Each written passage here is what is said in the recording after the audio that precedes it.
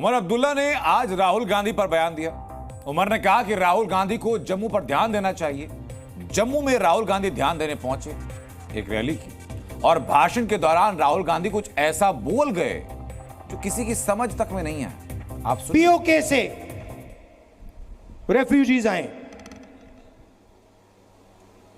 उनसे मनमोहन सिंह जी ने वायदा किया था, वो वायदा पूरा किया जाएगा। सॉरी, कश्मीरी पंडित से जो मनमोहन सिंह जी ने वायदा किया था वो वायदा पूरा किया जाएगा। कश्मीरी पंडित पीओके से रिफ्यूजी बनकर आए थे, इतिहास में इसका जिक्र नहीं मिलता। शायद प्रचार करते करते राहुल गांधी थक गए होंगे संभवतः, इसलिए थोड़ा कंफ्यूजन हुआ और कश्मीरी पंडित पहुंचा दिए गए पाक ऑक्युपाइड कश्मीर। अब आगे बढ़ते हैं और खबर बीजेपी एमपी कंगना रनौत की, जो बॉलीवुड अभिनेत्री रहते हुए इतनी चर्चा में नहीं रही थी जितना अब सांसद बनने के बाद रहती हैं। कुछ दिन पहले कंगना रनौत ने किसान आंदोलन पर अपने विचार प्रकट किए, जिसके बाद बीजेपी ने चुप रहने की नसीहत दी। लेकिन कंगना ने एक बार फिर कृषि कानूनों को वापस लाने की इच्छा जाहिर की और आज फिर कंगना ने कृषि कानूनों पर पलटी मार दी। कृषि कानूनों पर कंगना रनौत की इस अभिनय कला पर हमारी ये विस्तृत रिपोर्ट देखिए। किसानों के जो लॉज हैं वो मुझे लगता है जो रिपील हो गए हैं वो फिर से लगने चाहिए। Cut cut cut.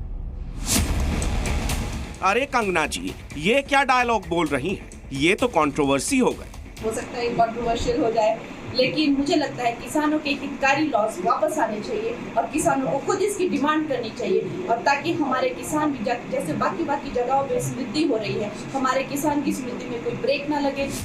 अरे ये क्या डायलॉग बोल रही हैं आप? ये डायलॉग तो स्क्रिप्ट में थी ही नहीं। मैं बिल्कुल स्पष्टता से कहना चाहता हूं, ये बयान कंगना रनौत जी का व्यक्तिगत बयान है एवं भारतीय जनता पार्टी की तरफ से ना कंगना रनौत जी ऐसा कोई बयान देने के लिए अधिकृत है और ना ही उनका बयान जो पार्टी की सोच है 3 कृषि कानूनों को लेकर उसको दर्शाता है।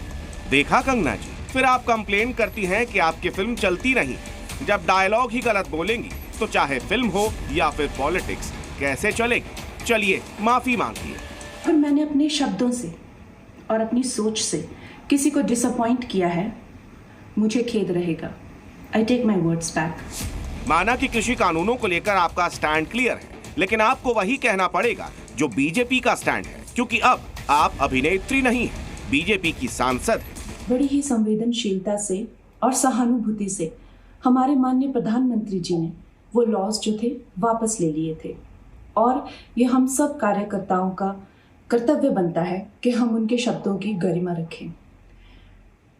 मुझे ये बात भी ध्यान रखनी होगी कि मैं अब एक कलाकार नहीं, भारतीय जनता पार्टी की कार्यकर्ता हूँ, और मेरे ओपिनियंस अपने नहीं होने चाहिए, वो पार्टी का स्टैंड होना चाहिए। अब ठीक है, ये हुई न राजनेताओं वाली बात। आपको ध्यान रखना चाहिए था कि हरियाणा में इलेक्शन है, आपका एक बयान आपकी पार्टी पर भारी पड़ सकता है। एक सांसद ने किसान कानून, जो काले कानून थे, उनको रिवाइव करने की बात की है। मोदी जी, आप क्लैरिफाई कीजिए, आप इसके खिलाफ हैं या आप फिर से बदमाशी कर रहे हैं? क्या वो किसान के कानून रिवाइव करेंगे या नहीं? और अगर करेंगे तो फिर मैं आपको गारंटी दे रहा हूं कि इंडिया गठबंधन पूरा इनके खिलाफ खड़ा हो जाएगा। 700 लोग शहीद हुए हैं, उनकी याद करनी है, उनकी रिस्पेक्ट करनी है। खतरे की घंटी बज रही है, उन लोगों की नीयत खराब है। भारतीय जनता पार्टी की एक बहुत बड़ी और सीनियर नेता कंगना रनौत जी ने मांग करी है कि तीनों किसानों के कानून वापस लागू किए जाएं। कौन कौन चाहता है कानून आने चाहिए? नहीं आने चाहिए ना? नहीं आने चाहिए ना? ये दूसरी बार है जब कंगना रनौत ने कृषि कानूनों पर अपनी बिन मांगी सलाह दी और बीजेपी से डांट खाई।